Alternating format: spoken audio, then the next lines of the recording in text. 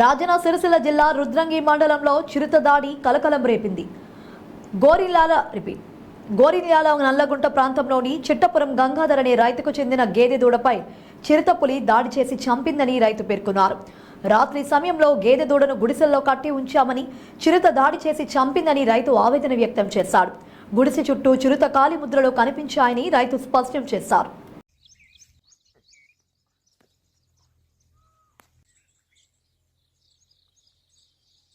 రాత్రి ఎప్పుడు వచ్చింది మాకు తెలియదు. మేము బర్రెలను ఈయనే కట్టేసినాం, దుడ్డని ఈయనే కట్టేసి మేము ఇంటికేనో. అది రాత్రి ఎప్పుడు వచ్చిందో ఏమో. రాత్రి జిటపుల్లి వచ్చి దాడి చేసి దుడ్డని చంపి మొత్తం అంతా తినడం జరిగింది.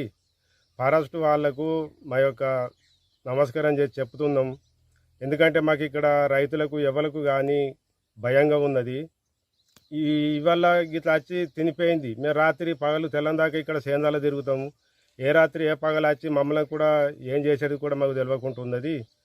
దయచేసి ఎట్లన్నా ఆ జిటపుల్ని మాత్రం దాన్ని పట్టుకునే ప్రయత్నమా, దాన్ని బెదిరించే ప్రయత్నమా మాత్రం మీరు చేయాలి. మీ ఇక ఇక్కడి రైతుల ఆధారం మీ చేతుల్నే ఉన్నది కాబట్టి మీకు తెలియజేస్తున్నాం.